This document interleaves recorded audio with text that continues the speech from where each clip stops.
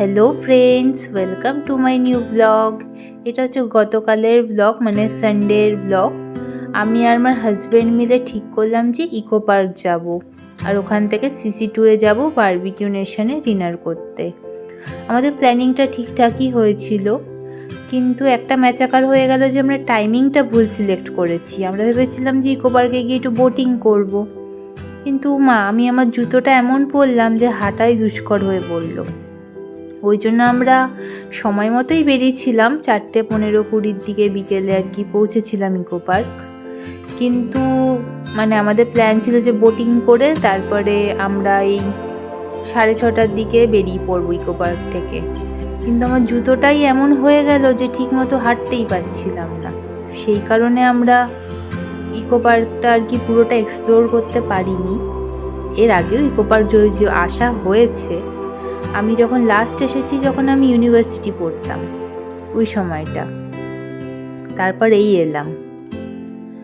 এইবার আমরা শুধু 7 ওয়ান্ডার্সটাই দেখেছি, তারপরে ব্যাক করে গেছি, কারণ বিভৎস গরম ছিল, আর ভাদ্র মাসের একটা পচা গরম। এইটা হচ্ছে barbecue নেশনের।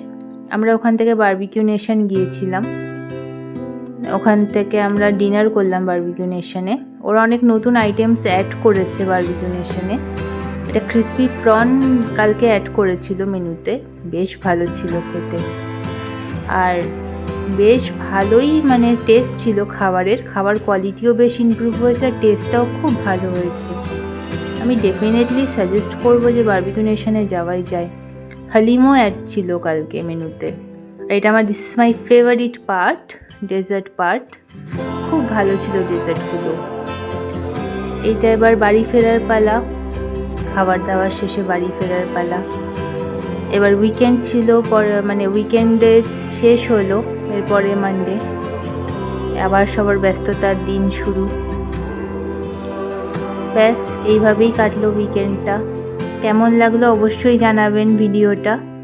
Thank you for watching my channel. Do like, share and subscribe.